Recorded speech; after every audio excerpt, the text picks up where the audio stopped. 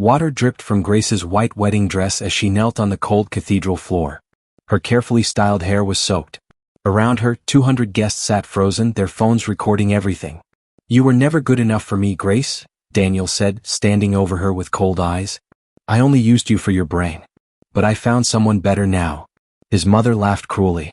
"Did you think you belonged in our family? Look at yourself. Pathetic." Then the cathedral doors burst open with a sound like thunder.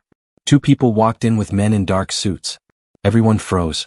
Daniel's face turned white with fear. Grace looked up through her tears and saw her parents.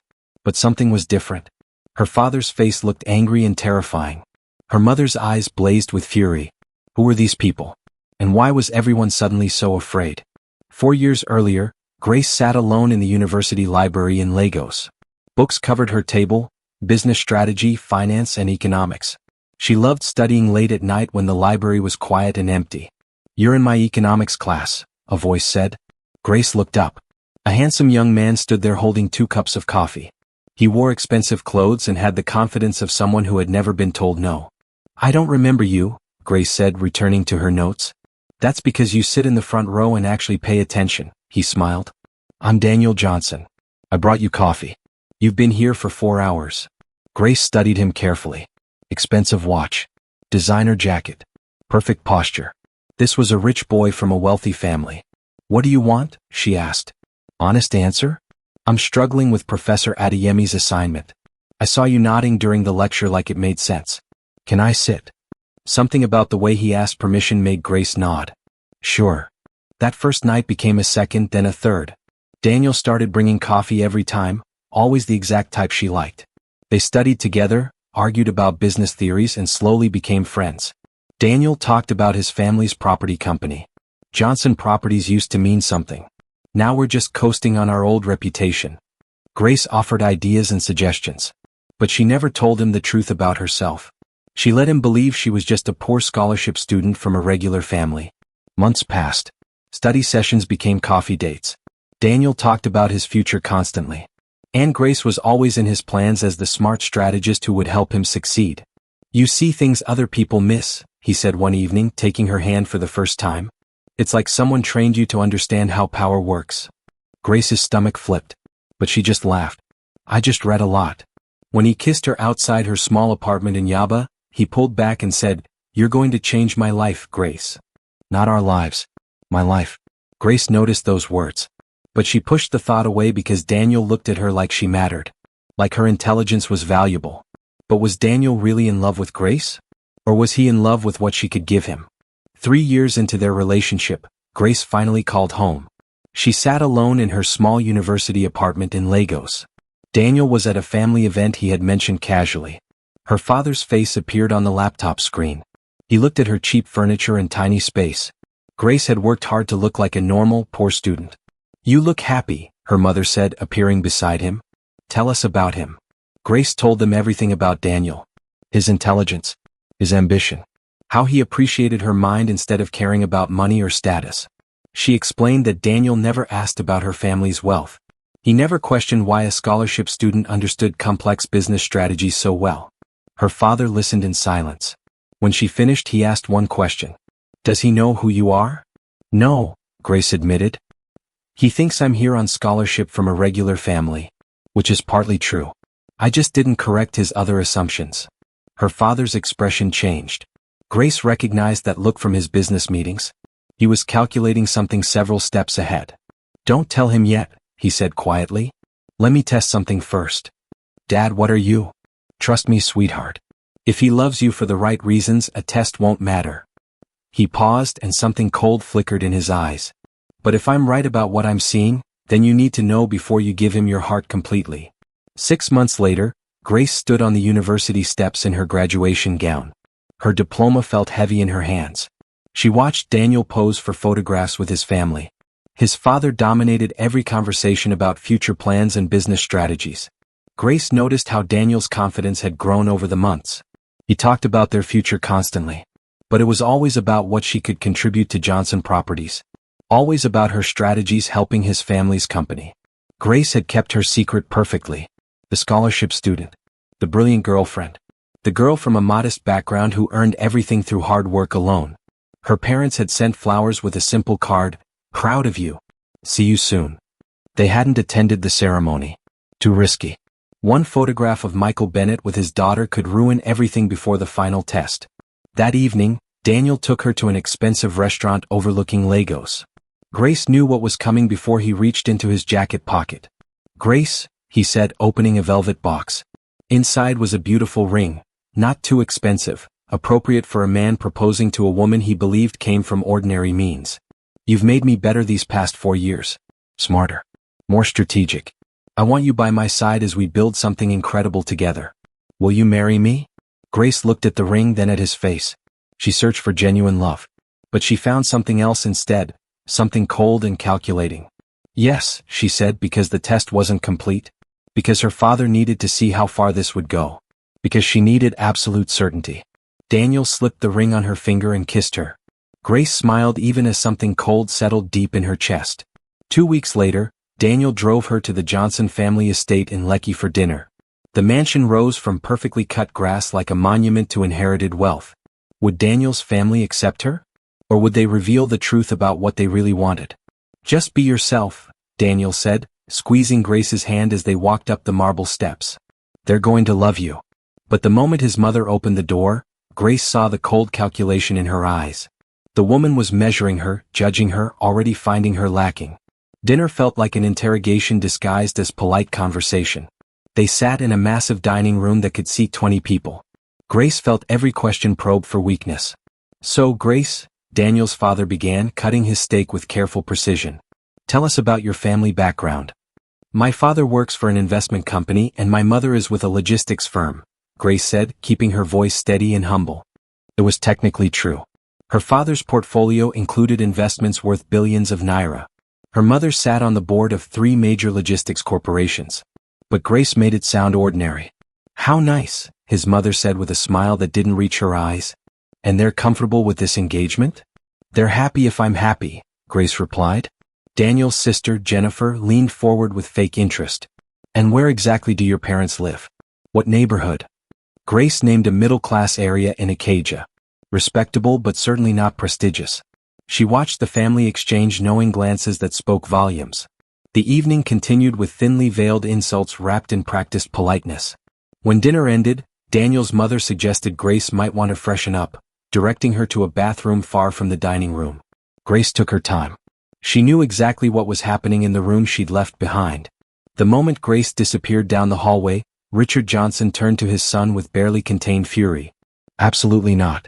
She's not our caliber, Daniel. We don't marry down." "Dad, listen," Daniel started. "No," his mother's voice was ice cold. "She seems like a nice girl, but nice doesn't pay bills or maintain status. You're a Johnson. You can do significantly better." Jennifer nodded in agreement. "What will our friends think? What will the board think?" Daniel leaned forward, his voice taking on a business tone. "Listen to what I'm actually saying. Grace isn't just some girl I'm dating. She's brilliant. Genuinely brilliant. Top of our class. Full scholarship. The kind of strategic mind that sees opportunities everyone else misses." "That's wonderful for her," his mother said dismissively. But nothing," Daniel cut through their objections. "With her intelligence, her analytical skills, her ability to predict market trends, she's an asset. A genuine asset to Johnson Properties. I've watched her solve problems in minutes that our entire team couldn't crack in weeks. If we bring her into the company, let her work on our strategies, we could reach entirely new heights." Richard paused, interest flickering across his face. "You're saying she's useful?" "I'm saying she could be the difference between us staying afloat and actually dominating our sector." Daniel's voice grew more confident. "This isn't about love or status. This is about what she can do for our company. What she can do for our family's future." The room fell silent as his parents exchanged glances, recalculating their position. Could Daniel's family really be so cold? Were they actually discussing Grace like she was a business acquisition instead of a person? "She'd work for the company?" Richard asked slowly, leaning back in his chair. "Her skills, her strategies, everything, all at our disposal," Daniel smiled confidently. "Think of it as an acquisition. We're not just getting a daughter-in-law. We're getting a competitive advantage." His mother's expression shifted from disapproval to consideration. "And she doesn't expect much. Given her background, she's humble, grateful even." She knows this marriage elevates her situation. Daniel leaned back, sensing victory. This is good business, Dad. You taught me to recognize value. Well, I'm recognizing it. Richard Johnson nodded slowly. Fine. If you're certain she's worth it from a business perspective, we'll allow the engagement to proceed. But she needs to understand her position in this family. She will, Daniel assured them. When Grace returned to the dining room, everyone was smiling, cordial if not warm. Daniel drove her home that night looking satisfied, and Grace played the role of relieved fiancée perfectly. Over the following weeks, wedding preparations began. When Daniel asked about meeting her parents, Grace used her prepared excuse. They're traveling for work right now. Major projects overseas that they can't postpone. But they'll definitely be back for the wedding. They wouldn't miss it. Daniel seemed perfectly content with this arrangement. The preparations continued. Venue booked in Abuja, invitations ordered, a date set for 6 weeks away. Grace played the excited bride while watching the Johnson family treat her with barely concealed condescension. What she didn't know was that during the 3rd week of wedding planning, her father had made a phone call that would change everything. Mr. Johnson, this is Michael Bennett. I believe we should meet. I have a business proposition that could transform Johnson Properties entirely. Richard Johnson, desperate and drowning in debt he'd hidden from everyone, agreed immediately to the meeting. 3 days later, Richard sat in a private office in Victoria Island. He had researched Michael Bennett obsessively for 72 hours. Every search result made his hands shake with terror and desperate hope. Bennett controlled an empire that made the Johnson fortune look like pocket change. Real estate, technology, manufacturing, financial services, a web of companies so vast that most people didn't realize they were connected to one man. Michael Bennett entered at exactly 11 o'clock, flanked by 2 men who radiated quiet competence. He was tall, composed, and carried himself with natural authority. Mr. Johnson, Bennett's handshake was firm. Thank you for meeting on short notice. The honor is mine, Mr. Bennett. I understand you have a proposition? Bennett sat down, somehow seeming to own the room despite it not being his office. I'm consolidating several commercial development projects across Nigeria. The contract value is approximately 10 billion naira over 5 years. I need a company with your family's legacy and local connections to manage the execution. Richard's heart hammered in his chest. 10 billion naira. It was more than salvation, it was resurrection. That's an extraordinary opportunity, Mr. Bennett. Johnson Properties would be honored to. There's a condition. Bennett's tone didn't change, but the air shifted. I'm sorry? My daughter, Bennett said calmly. She's 26. Brilliant, accomplished, but sheltered due to her position.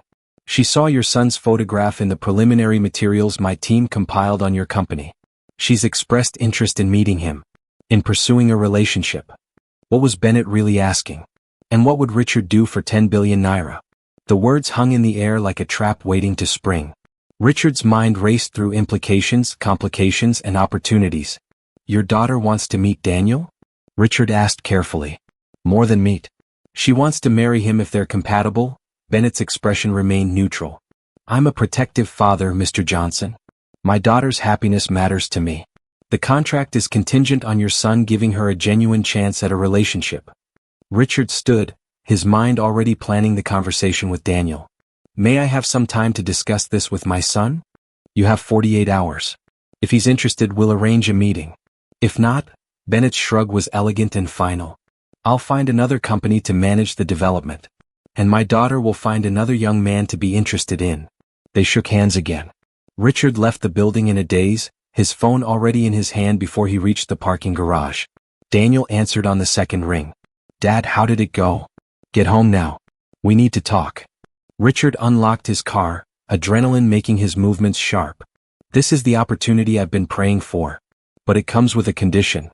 What kind of condition? The kind that could make our family untouchable for generations. Richard started the engine. But it requires you to make a choice about Grace. What are you talking about? Just get home, Daniel. Trust me. Once you hear what I have to say, the choice will be obvious. An hour later, Daniel paced in the study while his father poured scotch. What's going on, Dad? You sounded urgent. Sit down. Richard handed him the glass. What I'm about to tell you changes everything. I just met with Michael Bennett. The name meant nothing to Daniel. Richard could see it in his blank expression. This man controls more wealth than everyone in our social circle combined. An empire so vast most people don't even know it exists. And he wants to work with us. What do you mean? Daniel's voice carried disbelief and hunger. He's offering us a 10 billion naira contract over 5 years. Commercial development across Nigeria. It would save the company, more than save it. It would make us untouchable for generations. Daniel stood, energy crackling through him. That's incredible. When do we start? There's a condition. Richard's tone shifted. His daughter saw your photograph in the preliminary materials. She's interested in you romantically. The room went silent except for the ticking of the grandfather clock.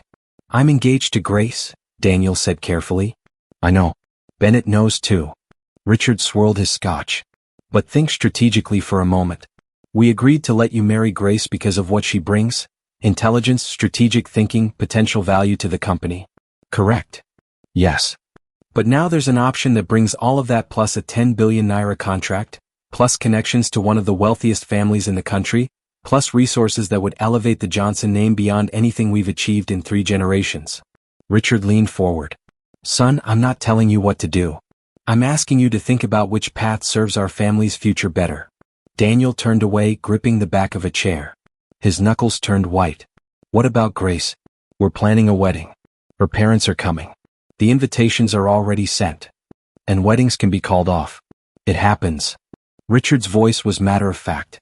Bennett's daughter offers an opportunity that comes once in a lifetime. Grace is smart, certainly, but she's also ordinary. From an ordinary background. She'll recover and find someone more suited to her station. Would Daniel choose love or money? And what terrible plan was Richard about to suggest? The pause before Daniel answered was damning. She's been useful. Important to my success at university. Exactly. Useful. But Bennett's daughter is transformative. Richard put a hand on his son's shoulder. I know it feels harsh, but in 10 years when you're running an empire instead of struggling to maintain a legacy, you'll understand this was the only choice. Daniel stared at the floor, jaw working. Then he looked up, and Richard saw the decision in his eyes, the same cold calculation Richard himself had made countless times in business. All right, Daniel said quietly. We continue with the wedding. I'll handle Grace at the altar. Make it clean and public. Then we're free to move forward with Bennett. Good man. Richard squeezed his shoulder, pride flooding through him. I'll send word to Bennett that you're interested in meeting his daughter. That you'll be available after you've handled your prior commitment. After Daniel left, Richard picked up his phone and carefully typed, Mr. Bennett, my son and I have discussed your proposition thoroughly. He is honored by your daughter's interest and eager to meet her. There is a prior engagement that requires resolution, but he will handle it definitively at the upcoming wedding ceremony. Afterward, he will be completely available to pursue a relationship with your daughter. He hit send, feeling satisfaction settle warm in his chest.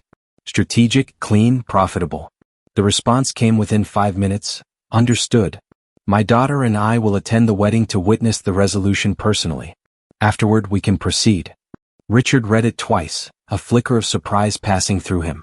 Bennett wanted to attend the wedding. Unusual, but perhaps the man wanted to see Daniel handle difficulty with grace. Perfect, Richard said aloud, pouring himself another drink. He'll see we're serious people who make hard decisions when necessary.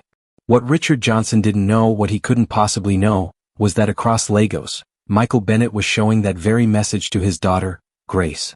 She read it once, twice, then looked up at her father with tears streaming down her face. Not tears of sadness, but tears of bitter, angry clarity. You were right, Dad, she whispered, her voice breaking. About everything. Michael Bennett pulled his daughter close, his own eyes wet. I'm so sorry, sweetheart. I hoped I was wrong. I truly did. Grace's mother joined them, wrapping her arms around her daughter from the other side. We'll be there with you. Every single step. And when this is over, they'll never hurt anyone like this again. Promise me something, Grace said, pulling back to look at both her parents. Promise me you'll let me see it through. Let me stand there and take it. I need to see his true face completely. No intervention until the very end. Her father hesitated, pain crossing his features. Sweetheart. Please, Dad. I need this. I need to know beyond any doubt who he really is. Michael Bennett nodded slowly, understanding in his eyes. We'll be right outside those doors. The moment you need us, we'll be there. 1 week later, the cathedral in Abuja was everything Grace had dreamed of when she'd still believed in fairy tales. White roses cascaded down marble columns like waterfalls. Sunlight streamed through stained glass windows, painting the floor in brilliant shades of blue and gold. 200 guests filled the wooden pews, their expensive clothes and jewelry glittering in the light. Grace stood in the bridal suite, adjusting her veil for the last time. Her reflection stared back at her, a bride in a beautiful white dress, makeup perfect, hair styled elegantly. But her eyes held knowledge that made her look older, sadder, wiser. She knew exactly what was coming. Her father's test had revealed the truth. Daniel and his family had agreed to humiliate her publicly, to destroy her at the altar, all for money and a business deal that didn't even exist. The processional music began, filling the cathedral with traditional wedding sounds. Grace took a deep breath, straightened her shoulders and walked toward the doors. She walked down the aisle alone, her heels clicking on marble. Every eye turned to watch her.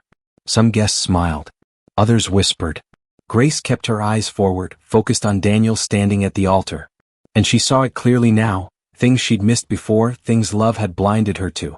The coldness in his eyes. The cruel anticipation barely hidden behind his formal expression.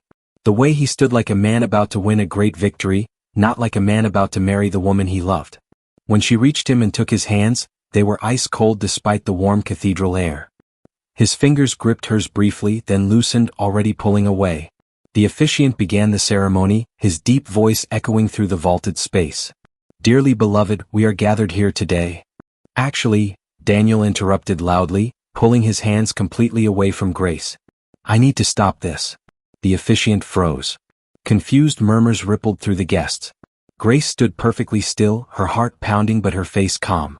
"I can't marry you, Grace," Daniel said, his voice carrying across the now silent cathedral. Every word was clear, deliberate, designed to wound. "You're not right for this family. You never were." Gasps erupted from the guests. Shocked whispers spread like wildfire. Some people half stood from their seats, unsure what was happening. "Let's be honest here," Daniel continued, his tone casual and cruel, like he was discussing the weather. "You're beneath our level. You always have been. I was using you, Grace. Using you for your intelligence, your strategies, your brain. But I've found a better opportunity now. Someone who can actually match my status." His mother stood from the front row, her face twisted with theatrical disgust. "Did you really think you belonged here?" She circled Grace like a predator stalking wounded prey. "Look at yourself. Pathetic. A scholarship girl playing dress-up." "We've been laughing at you for months," Jennifer added, rising as well with a cruel smile. "Placing bets on how long it would take you to realize you were the joke. The entertainment." The humiliation came fast then, savage and coordinated like they'd planned every detail. Someone from behind, Grace couldn't see who, poured cold water over her head. She gasped as it soaked through her veil, through her carefully styled hair, running down her face and neck. Her makeup began to run. Her dress grew heavy with water. And the Johnson family laughed. Another person, a bridesmaid Grace had invited, someone she'd thought was a friend, poured champagne down her back. The sticky liquid mixed with water, ruining the beautiful white fabric completely. "This is what happens when you forget your place," Richard Johnson announced to the entire cathedral, his voice full of righteous satisfaction. "When you reach above your station." More insults came from every direction. The Johnson family and their allies surrounded Grace, their words cutting like knives. Gold digger. Social climber. Delusional. Pathetic. Daniel grabbed Grace's arm, his fingers digging in hard enough to leave bruises. His face was close to hers now, twisted with contempt she'd never seen before. "You were always just useful, Grace. A tool for the company, nothing more. But I don't need you anymore." He shoved her hard with both hands. Grace stumbled backward, her wet dress tangling around her legs. She fell to her knees on the cold marble floor with a painful impact that would leave bruises. She knelt there, water and champagne dripping from her hair onto the white stone. Her ruined dress spread around her like a collapsed parachute. Tears blurred her vision. Real tears now, because even though she'd known this was coming, the cruelty of it, the public nature of it, still hurt like a physical wound. Around her, some guests were recording on their phones.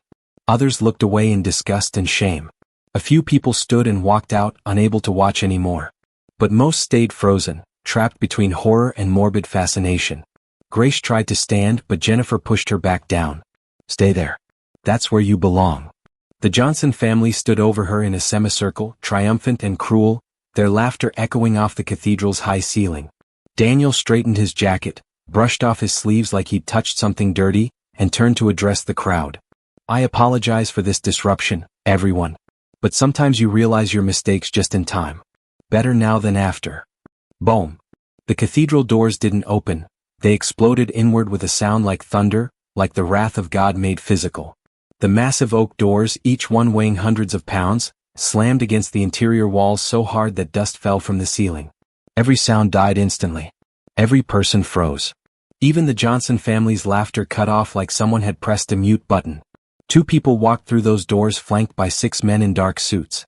The men moved with military precision, spreading out along the walls, their presence making the temperature in the room seem to drop 20 degrees. Their faces were expressionless, but their eyes scanned the crowd with professional assessment. Grace looked up through her tears and saw her parents. But they didn't look like the modest, middle-class people she described to Daniel. They looked like exactly who they were, powerful, wealthy, and absolutely furious. Her father, Michael Bennett, wore a perfectly tailored suit that probably cost more than most people's cars. He walked with the natural authority of someone who owned buildings, companies, and had the power to destroy lives with a phone call. Her mother, elegant and terrifying in equal measure, moved beside him with her eyes blazing like fire. The security detail spread out, blocking every exit. Nobody was leaving this cathedral until this was finished. Grace stared at her parents, still on her knees, confused despite knowing they were coming. Dad. Her voice broke on the word. Mom? What's happening? Michael Bennett reached his daughter and looked down at her, at his only child kneeling on cold marble in a destroyed wedding dress, humiliated and broken in front of 200 people. His expression when he turned to face the Johnson family was the most terrifying thing Grace had ever seen. Quiet. Controlled. Absolutely deadly. My name is Michael Bennett, he said. His voice wasn't loud, but it carried through the cathedral like a judge delivering a death sentence. And you just made the worst mistake of your lives. Recognition crashed through the cathedral like a physical wave. Richard Johnson's face drained of all color. His legs actually buckled and he grabbed a pew for support. His wife made a small choking sound. Jennifer's cruel smile vanished completely. But Daniel's brain was clearly struggling to process what was happening. He looked at Grace still kneeling on the floor. Then at the modest middle-class father she'd described. Then at the billionaire standing before him. His mouth opened and closed but no sound came out. Grace is my daughter, Michael continued, helping Grace to her feet with gentle hands. He wrapped his suit jacket around her trembling shoulders. My only daughter. My precious child. He pulled out his phone with one hand while keeping his other arm around Grace's shoulders, holding her up because her legs were shaking so badly she could barely stand. And I just watched you assault her. Humiliate her. Push her down. Throw her away like garbage. His voice remained quiet, but every word hit like a hammer. In front of 200 witnesses. He brought his phone to his ear. Someone answered immediately. I want Johnson Properties bankrupt within 30 minutes. Freeze all their accounts. Call in every debt. Contact every business partner and investor. Tell them the Johnsons are finished. Richard Johnson made a sound like a wounded animal. Mr. Bennett, please? Please? Michael's eyes were ice. Did my daughter say please when your family poured water on her? Did you show mercy when she begged you to stop? We didn't know, Richard started. You didn't know who she was, Michael corrected, his voice sharp as a blade. That's the problem. You thought she was nobody. Powerless. Beneath you. So you felt free to destroy her. He looked at Richard with contempt so thick it was almost visible. You gambled my daughter for a contract that never existed. You sold your son's honor, your family's dignity, for money you'll never see. Congratulations. Daniel finally found his voice, stepping forward with his hands raised. Mr. Bennett, I didn't know. I swear I didn't know who she was. If I had known. If you had known, you would have treated her differently, Grace said quietly. She'd found her voice again, found her strength. That's exactly the problem, Daniel. She stepped away from her father's protective arm and faced the man she'd loved for 4 years. Water still dripped from her hair. Her dress was ruined. Her makeup was streaked down her face. But she stood tall. You only care now because of who my father is. Everything you just did, the cruelty, the humiliation, the violence, that's who you really are. That's what you do to people you think are powerless. Daniel reached for her, desperation replacing cruelty on his face. Grace, please. We can fix this. I made a mistake. No, she said firmly. You made a choice. You chose money over love. Status over integrity. You chose to destroy someone you thought couldn't fight back. A commotion at the back of the cathedral made everyone turn. Police officers were entering, at least 10 of them, moving with purpose toward the Johnson family. Michael Bennett filed complaints this morning, the lead officer announced, pulling out handcuffs. We have video evidence of assault. You're all under arrest. What? No. Jennifer screamed. We didn't do anything. We have footage from 16 different phones, the officer said calmly. Pouring water and champagne on the victim. Pushing her down. Physical assault. All recorded. All evidence. The Johnson family erupted in panic as officers began reading them their rights. Richard grabbed the pew harder, his face gray. His wife was crying. Jennifer was screaming about lawyers. Daniel was handcuffed last. As the officer pulled his hands behind his back, he looked at Grace one final time. I loved you, he said desperately. No, Grace replied, her voice steady now, strong. You loved what I could give you. My intelligence. My strategies. My usefulness. You never loved me. As the police led the Johnson family away, their protests and cries echoing through the cathedral, Grace watched without pity. She'd loved Daniel. Trusted him. Given him 4 years of her life. And the moment he thought she was powerless, he'd shown his true face. Her mother wrapped a warm blanket around her shoulders. Someone had brought it from one of the cars. Let's get you home, sweetheart. Grace nodded, suddenly exhausted. As they walked toward the doors, she took one last look back at the cathedral. Destroyed flowers. Shocked guests still sitting frozen in their seats. Police officers. The ruins of what should have been the happiest day of her life. But as they stepped out into the sunlight, something inside Grace felt lighter despite everything. She'd learned the truth. She'd seen behind the mask. And she'd survived. I'm proud of you, her father said quietly as they reached the car. For being strong enough to see this through. Grace leaned against him, tears finally falling freely. Does it always hurt this much? Learning who people really are. Yes, her mother said from her other side. But it's better to know the truth than to live a lie. As they drove away from the cathedral, Grace made herself a promise. She would never forget this lesson. Never forget that people's true character shows when they think there are no consequences. And she would spend the rest of her life treating everyone, with respect and dignity regardless of who they appeared to be. Because the scholarship student might be a billionaire's daughter. The janitor might be someone's beloved parent. The quiet person in the corner might have more power than you could imagine. You never truly know who stands before you. And the way you treat people when you think they can't fight back reveals everything about who you really are. We've come to the end of today's story. I hope it touched your heart. Thanks for watching and staying with us till the end. Don't forget to like, share, and subscribe for more inspiring stories. See you in the next one. And tell us in the comments, where are you watching from?